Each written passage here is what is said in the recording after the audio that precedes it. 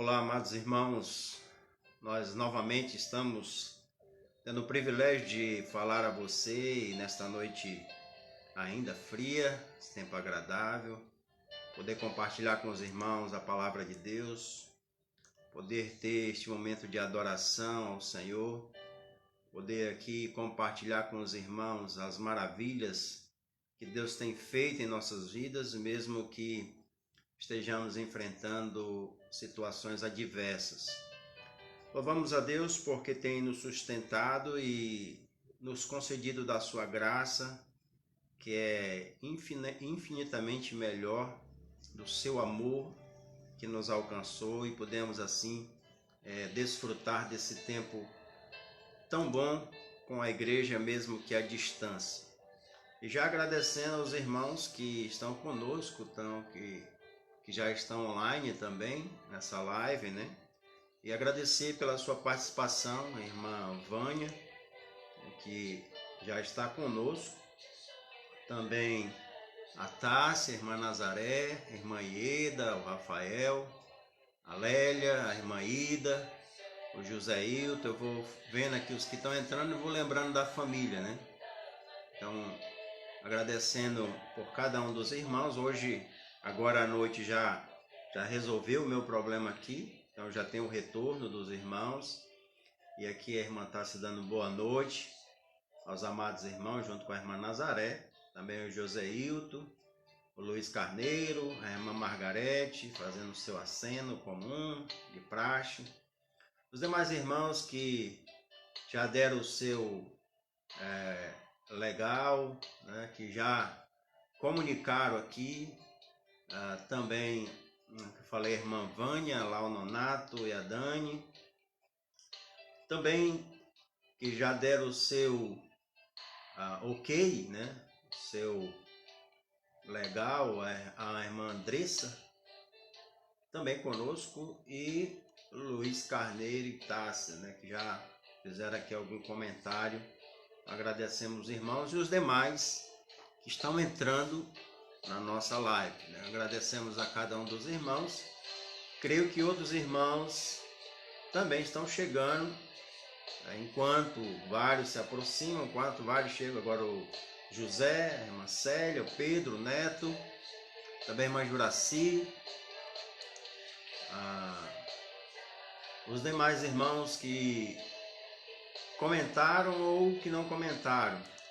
Aproveitando esse tempo agradável, né, a gente mexe um pouquinho no guarda-roupa e melhora o visual. Também só enquanto está frio, né? Então agradecemos a cada um dos nossos irmãos, a Isabel Paiva também nos assistindo, com a Itamara.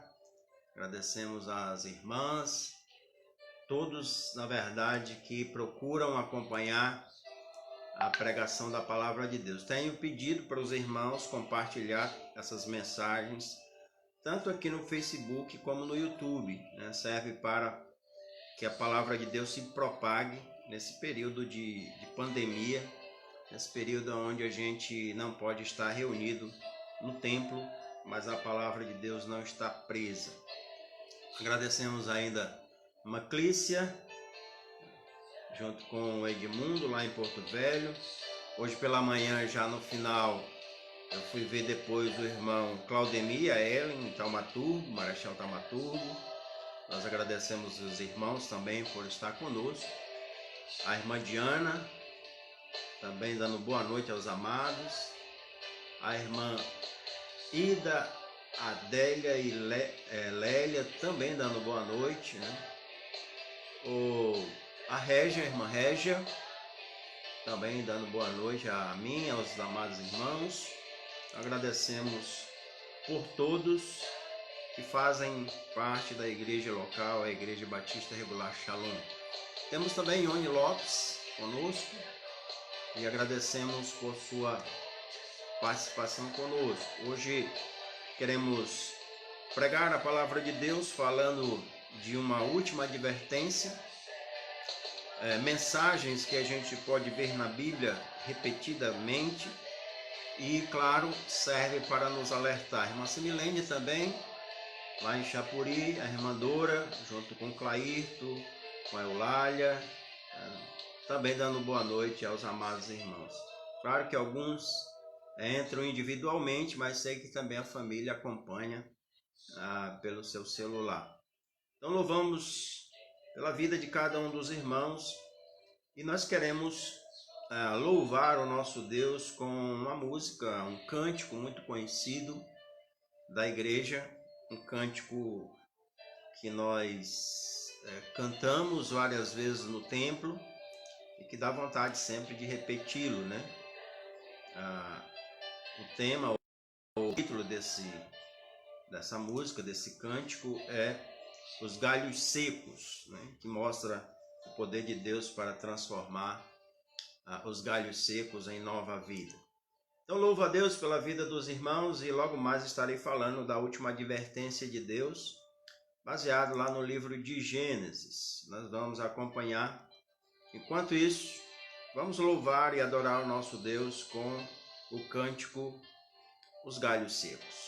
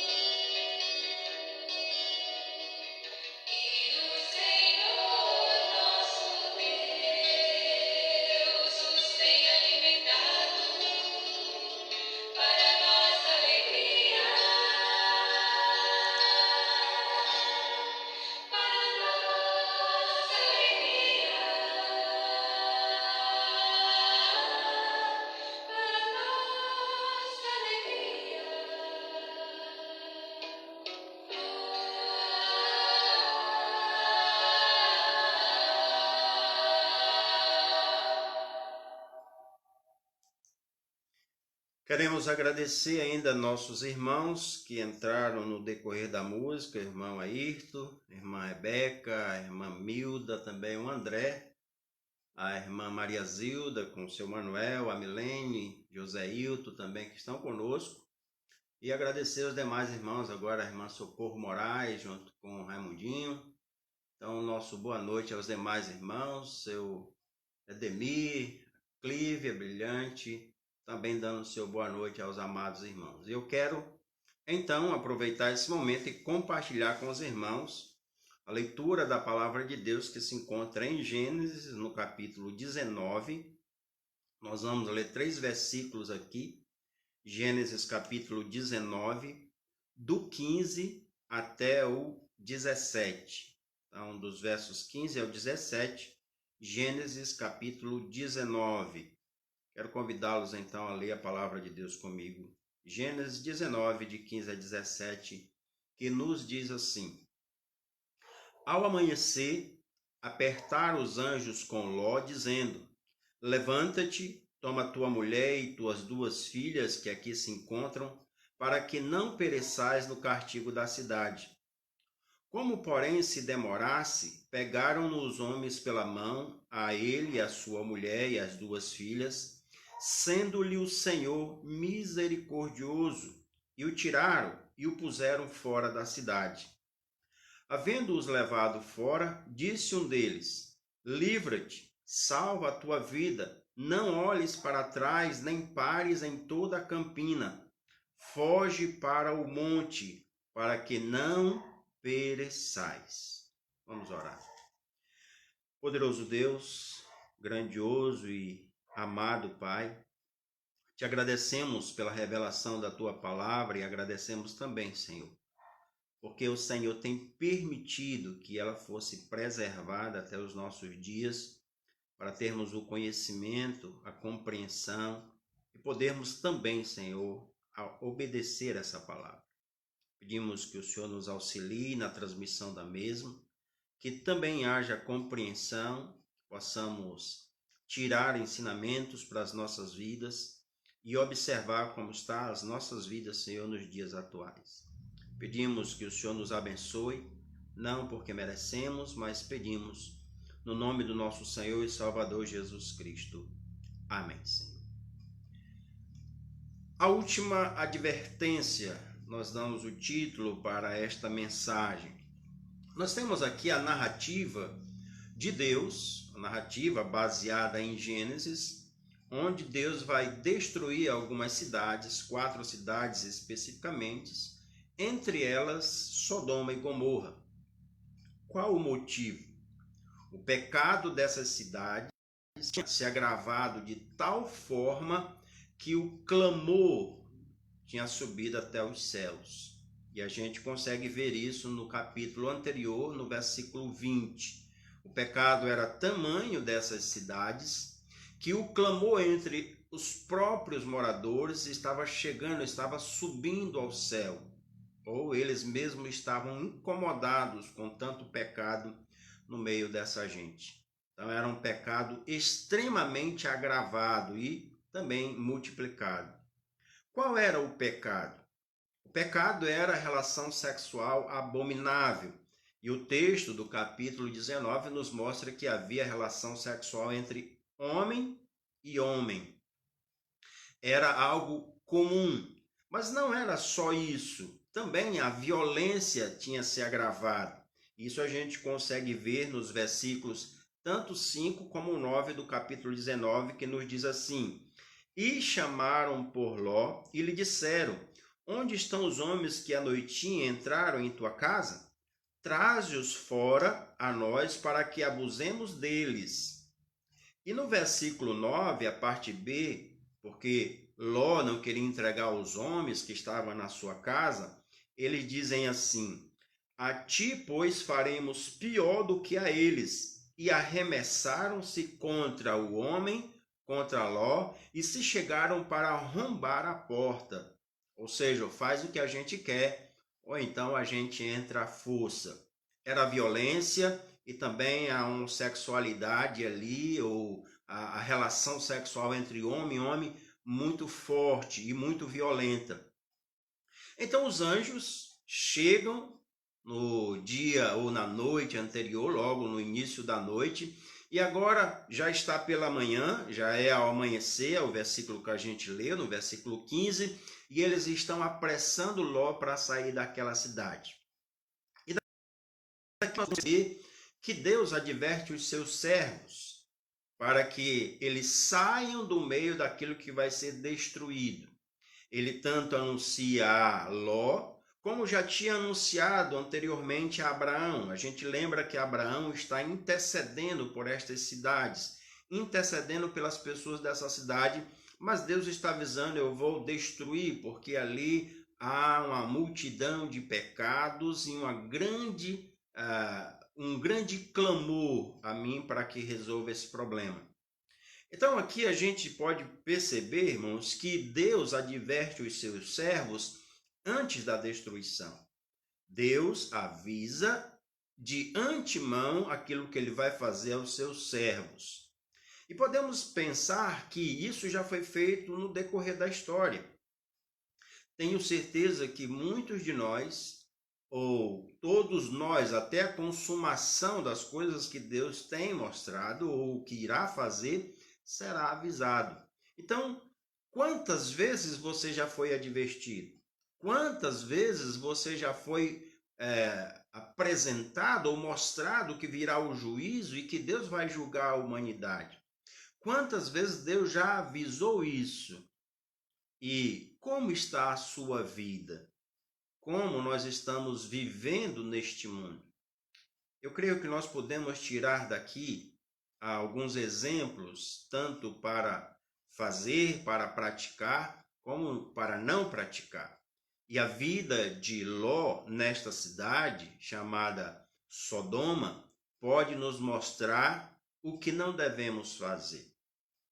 E só podemos acreditar que realmente Ló era crente, porque a Bíblia vai declarar em 2 Pedro, capítulo 2, versículo 7, que ele era justo. Senão a gente não acreditaria. Como estava a vida de Ló nesta cidade? Então, ele é advertido por Deus, através dos anjos, que ele teria que tomar algumas atitudes, porque sua vida não estava coerente com a vida cristã. Como era que ele vivia nessa cidade?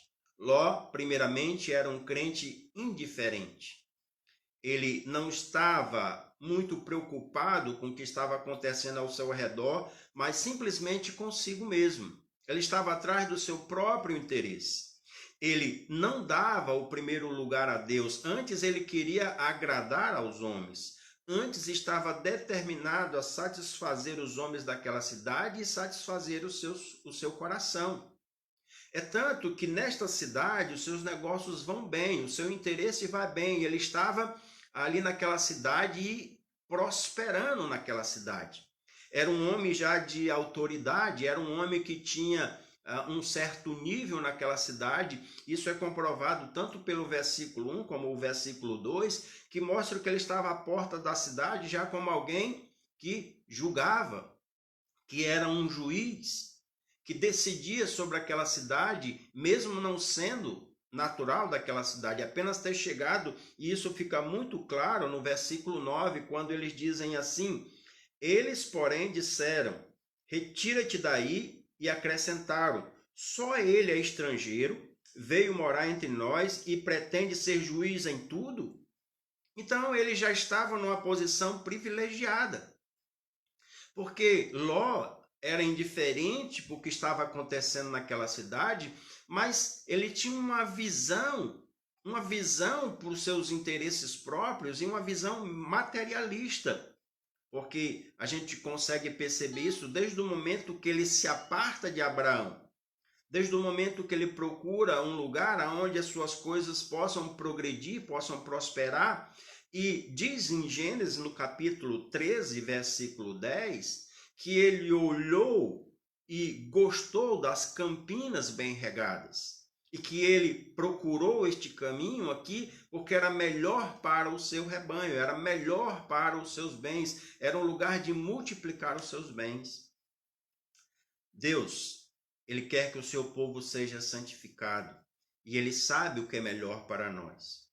Enquanto Ló escolheu as campinas do Jordão, aonde poderia multiplicar os seus bens, ou as campinas que levavam para perto de Sodoma, Abraão escolhe o caminho que Deus tem proposto para ele, o caminho que Deus quer para ele, porque ele sabe que o caminho que Deus quer para ele Deus abençoa.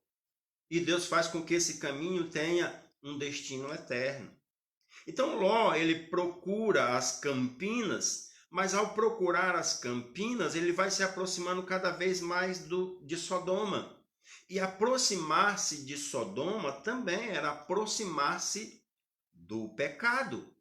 Era estar no meio do pecado. E veja como a Bíblia descreve isso com muita clareza em Gênesis 13, versículo 13. Diz primeiro lá no versículo 10 que ele olha e viu as campinas do Jordão, que era toda bem regada, antes de Deus haver destruído Sodoma.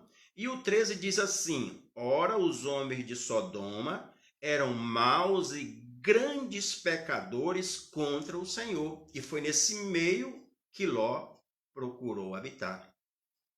Aproximar-se de Sodoma aqui era afastar-se da obediência a Deus. Aproximar-se de Sodoma era multiplicar os seus bens, mas também a sua desobediência. Era procurar mais o pecado. E por ser ele indiferente, ou por ele estar indiferente à vida daquelas pessoas de Sodoma, o seu testemunho também era fraco. Ou a sua vida não dava um bom testemunho. Ele queria convencer as pessoas daquilo que ele não fazia, daquilo que ele não praticava, e ele então tenta convencer aos seus parentes mais chegados a sair também daquela cidade, porque Deus ia destruir. E ao falar isso para os seus futuros genros, né, ele é zombado, ele é considerado como um gracejador, alguém que está brincando, que está zombando. Ele tenta avisar: olha, saiam daqui, vamos sair dessa cidade porque Deus vai destruir essa cidade. Isso aparece no versículo 14 do capítulo 19. Ele quer que as pessoas saiam de lá porque ele tem certeza que Deus vai destruir. Mas o que acontece? As pessoas próximas dele pensam que ele está de brincadeira. Por quê? Porque a sua vida era um fracasso. Ou porque o seu testemunho não convencia ninguém. Penso eu que, assim como diz o texto, né? As pessoas olharam para ele e disseram: Jó, tu fez a tua vida aqui, tu virou juiz aqui, tu enricou aqui, tu vive bem aqui, e agora está dizendo que essa cidade não presta. Ou tu tem raízes aqui, tu tem tudo aqui, está dizendo que nós temos que sair daqui. Como é isso? Se tu ama esse local, se tu construiu tudo neste local, se tu abandonou a tua parentela lá e foi para outro lugar, totalmente distante, como convencer essas pessoas? Então é bom a gente pensar até isso. Como está o nosso testemunho diante das pessoas? Como está a nossa vida diante das pessoas? Nós somos, de fato, crentes indiferentes, que estamos vendo a situação ao nosso redor, mas não testificamos, não testemunhamos, e quando testemunhamos, a nossa vida não tem um testemunho forte, que não convence ninguém, nem pelas palavras e nem pela atitude. Como estamos diante das pessoas? Será que também não estamos sendo considerados como zombadores? Não dá para entender alguém que diz que o mundo é ruim, mas ama o mundo e as coisas que há no mundo. Não dá para aceitar ou confiar em alguém que diz que Deus vai destruir este mundo e que vai julgar a humanidade quando nossas raízes estão fincadas neste mundo como se nós fôssemos do mundo ou como se o mundo fosse eterno e nos agradasse. É bom lembrar que a nossa pátria não é daqui. Então Ló era um crente indiferente e Deus estava advertindo a ele. Estava advertindo que havia juízo sobre aquela terra e que ele precisava ter uma atitude coerente com a sua fé, coerente com a justiça de Deus na sua vida. Então ele era indiferente, vivia no meio de pecadores e via os pecadores caminhando para a destruição, mas não falava nem sequer com a sua própria vida. Mas Ló, além de ser um crente com um testemunho fraco e indiferente, ele também era um crente envolvido com o mundo. Era outra atitude dele. Ele estava no meio de Sodoma e o mundo de pecado ali, e ele se envolve de tal forma com aquela cidade que a gente percebe que ele não queria sair. Ele não queria abandonar aquelas coisas. Não sei quanto tempo ele construiu, mas não foi muito tempo ele construir o seu poder econômico nessa cidade. Ele estava vivendo bem, ele tinha conquistado muitas coisas. E a gente percebe que ele não queria sair porque os anjos estão apressando a Ló. Estão dizendo: apressa-te, sai daqui, não fica aqui. Nós vamos destruir este lugar. Ele se envolveu tanto com aquela cidade que a gente percebe aqui nos versículos 1 e versículo 15 que os anjos chegam ao anoitecer e ainda é de manhã e não convenceram, ou de certa forma não conseguiram fazer com que Ló saísse daquela cidade. Era já pela manhã e eles estão pressionando.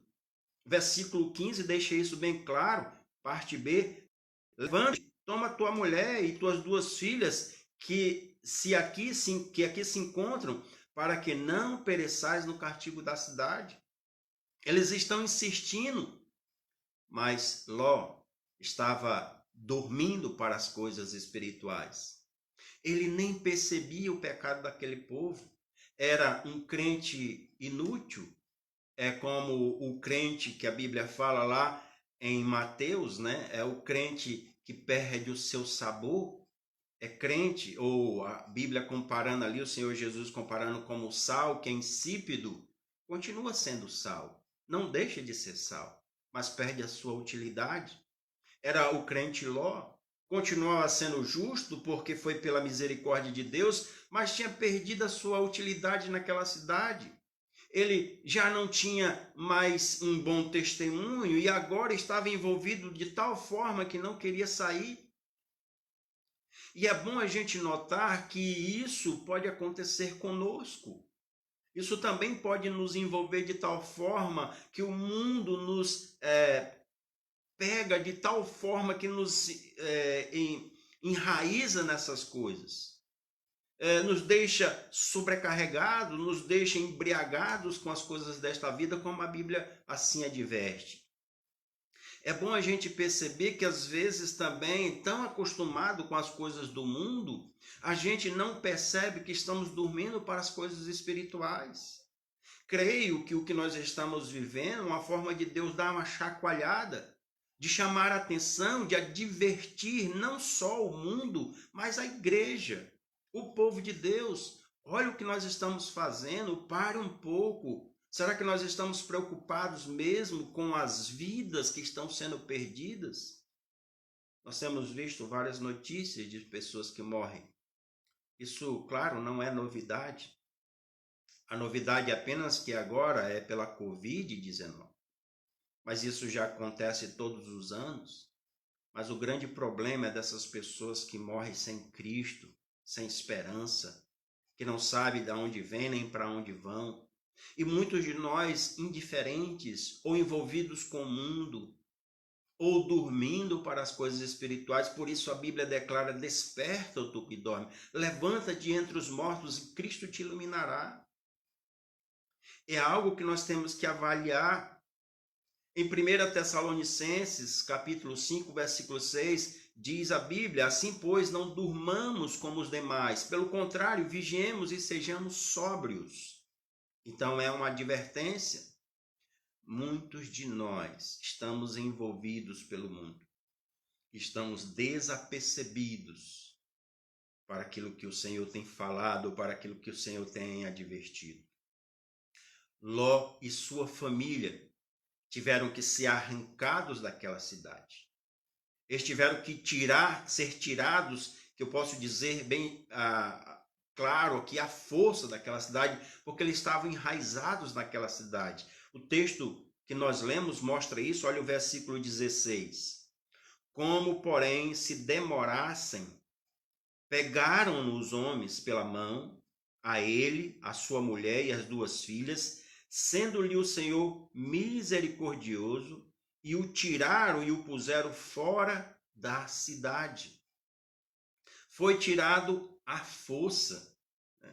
Já que você não sai, já que a gente está desde ontem à noite tentando te convencer para você sair, você não sai, vamos te tirar dessa cidade. E aqui me mostra uma coisa também que a gente pode tirar como muito, muito maravilhosa. É que Deus é que determina isso. Ele tira os seus. E tira pela força, e aqui a gente percebe a necessidade do arrebatamento. O arrebatamento é arrancar por força, é levar pela força de Deus, é levar os seus à sua propriedade. E por serem tirados ali, apresenta também algo que Deus demonstra no texto, a sua misericórdia. O texto fala isso pelo menos 2 vezes. Eles foram tirados daquela cidade não porque eram bons, pelo contrário, não porque faziam bondades, mas eles estavam completamente envolvidos com o que era pecado naquela cidade. Eles foram tirados dali pela misericórdia de Deus. O versículo 16 mostra isso e repete também no versículo 19, pela misericórdia de Deus. Isso significa dizer que Deus mostra a sua fidelidade, pois Ele é fiel, mesmo a gente não sendo fiel. Ele não muda aquilo que Ele promete. Então, por sua fidelidade, por sua promessa em Cristo Jesus, Ele também vai tirar os crentes indiferentes ou os crentes que dormem ou que estão envolvidos com o mundo. Em 1 Tessalonicenses, melhor dizendo, no capítulo 5, versículo de 9 a 11, a Bíblia diz assim, 1 Tessalonicenses 5, de 9 a 11, porque Deus não nos destinou para a ira, mas para alcançar a salvação mediante nosso Senhor Jesus Cristo, que morreu por nós para que, quer vigiemos, quer durmamos, vivamos em união com Ele. Isso aqui é o quê? Misericórdia. Tanto seja para aqueles que estão atentos, vigilantes, acordados, prontos, esperando a vinda, como aqueles que estão envolvidos. E era assim, envolvidos com o mundo, né? Era assim que Ló estava. Era assim que ele vivia. Foi retirado. Apressa-te. Então serão tirados porque eles foram separados, porque eram santos, porque Deus os justificou, porque a sua misericórdia o alcançou. Serão tirados porque são crentes separados por Deus. E também porque santos intercedem por aqueles que dormem. É bom a gente não esquecer que enquanto Ló estava totalmente envolvido com Sodoma, com os pecados de Sodoma, mesmo que sua alma se afligisse, ele foi lembrado porque alguém estava intercedendo por ele. Porque alguém estava orando por ele, não só por ele, mas pelos justos daquela cidade. Isso fica muito claro em Gênesis, no capítulo 19, o texto que nós lemos, lá no versículo 29. Olha como a Bíblia diz assim: ao tempo em que destruía as cidades da campina, lembrou-se Deus de Abraão e tirou a Ló do meio das ruínas quando subverteu as cidades em que Ló habitava. Então, Deus se lembrou de Ló porque Abraão intercedia por ele. Isso já fica muito claro lá no capítulo 18. Quando Abraão está perguntando a Deus, mas o senhor vai destruir essa cidade? Vai que tem 50 justos. E o Senhor disse, se tivesse 50 justos, eu não destruiria. E tem aquele diálogo de insistência, de amor, de busca ali de misericórdia, como Abraão tinha demonstrado, mas o Senhor vai mostrar que não tem nem 5 justos. E os justos, na verdade, que tinham naquela cidade eram apenas 3. Pelo menos 3 escaparam daquela cidade. Ló e suas 2 filhas, nem a mulher escapou. Então aqui alguém intercedendo. E tem crente que está tão envolvido com o mundo que esqueceu de interceder pelos outros. Esqueceu de pedir pelos outros. Pessoas que estão completamente perdidas. É certo que se elas rejeitarem, o problema é delas. Mas nós também seremos culpados, não pela injustiça delas, mas por não ter avisado para elas. Isso nos mostra a responsabilidade de interceder pelos perdidos. O que nós temos feito? Será que nós estamos tão envolvidos com o mundo que não temos percebido que nossos amigos, que os nossos conhecidos, que pessoas que trabalham, que convivem conosco, ainda estão caminhando para a destruição? E talvez você nunca falou do evangelho para eles. E se falou do evangelho para ele, pode ser que a sua vida não seja coerente com o evangelho que você ensina. Como nós temos intercedido, veja que Abraão, ele não se envolveu com o pecado, ele não foi para um rumo de Sodoma, ele procurou o outro caminho, o caminho que Deus propôs para ele. E ele tinha testemunho, porque ele poderia falar diretamente com Deus.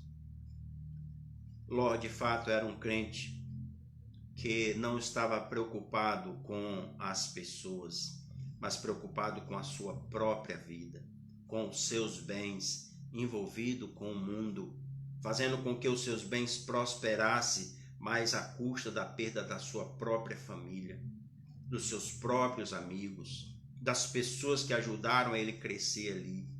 Ele estava interessado, sim, nas suas coisas pessoais.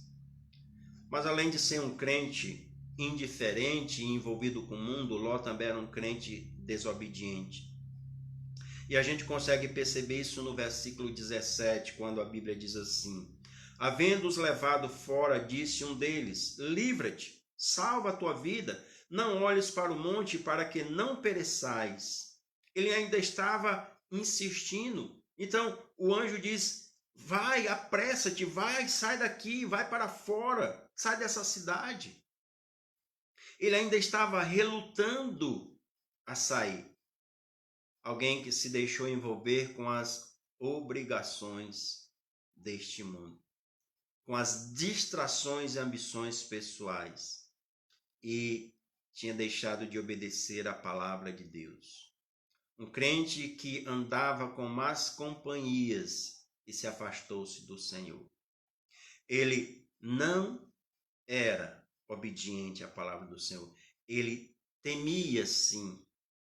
A sua alma se afligia com o que acontecia lá, mas ele não saía do meio. Parece muito com o Salmo 120, quando o salmista pede que o Senhor o livre da violência e da amargura que existe, que está acontecendo com ele, mas ele está no meio da cidade de violência e de amargura.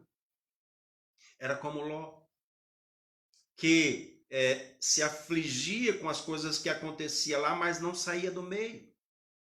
Um crente que estava envolvido com estas pessoas e que não tinha problema nenhum para ele se isso fosse bem para os seus bens materiais, se isso prosperasse os seus bens materiais. Ele, de fato, aqui é desobediente à palavra de Deus. E um crente que está desobediente à palavra de Deus, é lógico que tem que ser advertido, tem que ser confrontado. Ele não gosta das coisas que agradam a Deus, portanto está andando errado e precisa ser advertido. Ele pode até, às vezes, demonstrar que não gosta, mas se não sai do meio delas, está em desobediência. Ele está satisfazendo o seu coração e não a vontade de Deus. E era exatamente isso que o apóstolo Pedro vai falar a respeito dele. Veja como aparece lá em 2 Pedro, no capítulo 2, versículo 7 e 8. A Bíblia descreve a situação da desobediência de Ló. 2 Pedro, capítulo 2, versículos 7 e 8 diz assim a Bíblia: e livrou o justo Ló, afligido pelo procedimento libertino daqueles insubordinados, porque este justo, pelo que via e ouvia quando habitava entre eles, atormentava a sua alma justa cada dia, por causa das obras iníquas daqueles. Ele abominava, ele achava errado, a sua alma não sentia prazer, o homem espiritual, mas ele habitava ali no meio. Ele não gostava das coisas erradas, mas não saía do meio delas, ou seja, ele não obedecia a Deus. Sede santo como eu sou santo, saí do meio deles, apartai-vos. Ele não fazia isso, ele não praticava isso. Deus estava advertindo, Deus estava mostrando para Ló e a sua família: livra-te, salva a tua alma, salva a tua vida, não olhes para trás. E isso ele vai deixar bem claro no versículo 17. Não olhe para as coisas que você construiu, isso é temporário, isso é passageiro, isso é nada. Ou não seja desobediente à sua palavra, a palavra de Deus. Não faça aqui como a mulher de Ló, né? Que olhou para trás porque provavelmente sentiu amor pelas coisas que estava deixando, por tudo que tinha construído. Mas o básico, o principal é que ela não obedeceu à palavra de Deus. Não olhe para trás, saia dessa cidade e siga em frente. O exemplo é que quem olha para trás não é digno de entrar no reino de Deus. Quem busca a satisfazer os seus corações e não agradar a Deus não é digno do reino de Deus. Quem está mais interessado nas coisas materiais e que acha que as coisas materiais são o sustento, a base da sua vida, não pode também entrar no reino de Deus. Ele nos mostra que nós devemos prosseguir para o alvo que é Cristo. Ele nos mostra: avança, sai daqui, livra a tua alma, livra a tua vida. Ele também nos mostra que nós temos que sair do meio do pecado e não parar, como ele coloca aqui também no texto, no versículo 17, não pare nas campinas, mas foge para os montes. E aqui fazendo uma comparação, porque a ideia de parar nas campinas ainda ela está próxima do pecado, ou ainda não sair do meio do caminho dos pecadores, nem da roda dos escarnecedores. Quando ele diz foge para o monte, é como se ele dissesse refugia-se na rocha, no lugar seguro, ou se refugia em Jesus, se refugia em Cristo. Ele é que pode nos salvar, ele que pode nos proteger. Então, é aqui um convite, um chamado, uma advertência para fugir do pecado. E hoje é dia de voltar para Cristo. Hoje é dia de procurar obedecer a Cristo. Tanto a você, meu amigo, que ainda não tem certeza da sua salvação, como o crente que já conhece a justificação em Cristo Jesus, mas que tem desobedecido. Voltar para servi-lo. E aquele que ainda não serve, voltar para se arrepender dos seus pecados. E duas vezes, aqui a Bíblia mostra, tanto no versículo 15 como no 17, que há um chamado para a salvação devido à misericórdia de Deus, porque Ele não quer que você pereça. Olha como diz o versículo 15. E ele diz: ao amanhecer, apertaram os anjos com Ló, dizendo: levanta-te, toma tua mulher e as tuas duas filhas que aqui se encontram, para que não pereçais no castigo da cidade. Ele repete no versículo 17, quando ele diz: havendo-os levado fora, disse um deles: livra-te, salva a tua vida, não olhes para trás, nem pares em toda a campina, foge para o monte para que não pereçais. Ele não quer que você pereça. Deus não quer que a gente pereça. E Ele está convidando para a gente não perecer. Lembra o castigo dessa cidade? O pecado tinha se agravado. E pelo pecado ter se agravado, a multiplicação do clamor tinha subido até os céus. Qual era o castigo que Deus ia lançar sobre esta cidade? Qual era o juízo que Deus ia levantar sobre esta cidade? Aparece nos versículos 24 e 25, que diz assim: Então fez o Senhor chover enxofre e fogo da parte do Senhor sobre Sodoma e Gomorra, e subverteu ou destruiu aquela cidade, e toda a campina e todos os moradores da cidade e os que nascia na terra. Deus destruiu por fogo. Mas naquele tempo Deus mandou anjos para livrar Ló, o justo Ló. Hoje, ele manda o seu Filho, Jesus Cristo, para que você não pereça. Porque Jesus Cristo, segundo João 14,6, é o caminho, a verdade e a vida. Ninguém pode ir ao Pai senão por ele. Para que você não pereça, Deus mandou Jesus Cristo como a representação fiel do seu amor. Isso aparece em João 13,16, quando diz que Deus amou o mundo, está falando das pessoas, de tal maneira que deu seu Filho unigênito para todo aquele que nele crê, não pereça, mas tenha a vida eterna. Então ele está te convidando para você não perecer. E a forma de escapar do sofrimento, da destruição, é por Cristo. Não pense que ele vai te arrancar da cidade quando você quer viver nos seus pecados. Isso acontece com os crentes em Jesus Cristo, que estão frios, indiferentes. Mas aqueles que nunca receberam a Jesus como Senhor e Salvador vão continuar na prática do seu pecado e totalmente rebeldes ao chamado de Deus. Vão continuar na prática abominável aos olhos do Senhor. Só aqueles que se arrependem de fato dos seus erros é que têm a proteção pela misericórdia de Deus de não perecer. Como está a sua vida? Deus tem advertido. Ele não quer que você pereça.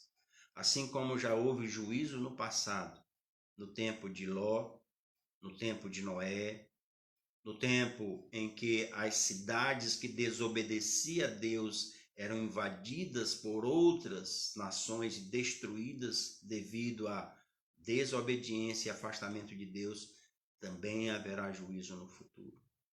E Deus está lhe chamando para que você escape, que você fuja, que você livre a sua alma. Busque ao Senhor Jesus como o Salvador da sua vida. Busque ao Senhor Jesus como o que pode te livrar, como o único caminho. Entregue a sua vida hoje mesmo a Cristo, se arrependa dos seus pecados, peça perdão e peça que Jesus entre na sua vida, transforme a sua vida, para que você seja de fato justo, não pelas suas obras, mas pela obra de Cristo na cruz. Esse é o nosso desejo para você. Esse é o nosso desejo para aqueles que estão em desobediência à palavra de Deus. Vamos orar. Querido Deus e Pai Todo-Poderoso, muito obrigado, Pai, porque o Senhor não deixa nenhum de nós sem notificação. O Senhor de antemão tem notificado a todo homem que se arrependa. O Senhor tem apresentado, e agora nos últimos dias, pelos meios sociais, pelas várias formas de comunicação, o Senhor tem apresentado o teu amor, a tua misericórdia, mas também o teu juízo, mostrando que o Senhor é bom, mas que o Senhor também é justo. Pedimos, Pai querido, que o Senhor aplique estas palavras em cada coração que nesta noite ouviu e que se arrependeu, Senhor, dos seus pecados. Que tenha em exemplo aquilo que foi feito no passado por estas cidades pecadoras, que o Senhor destruiu, para que suas vidas, suas famílias, suas almas também não sejam condenadas. Assim pedimos que o Senhor fale em cada coração, no nome de Jesus. Amém, Senhor. Queremos agradecer os nossos irmãos, continuar desafiando a compartilhar dessas mensagens, e creio que alguns outros irmãos também estão nos acompanhando, e nós talvez estamos aqui, mas queremos louvar a Deus por suas vidas. Aqui agradecer a alguns que entraram por último, né? Enquanto a gente finaliza aqui. A irmã Rai, também a irmã Cristina, o Samuel, a irmã Milene, a Cristiele, o João Mariano, a irmã Albaniza, a Socorro Moraes, a irmã Janeide, o irmão Ayrton com a sua família, também a irmã Milda, né, que eu já tinha citado antes, o André mais a Rebeca, a irmã Lucélia, também o Clairto e vários outros irmãos que estão nos acompanhando. Nós louvamos a Deus por sua vida e agradecemos sim pelas bênçãos que o Senhor tem nos concedido.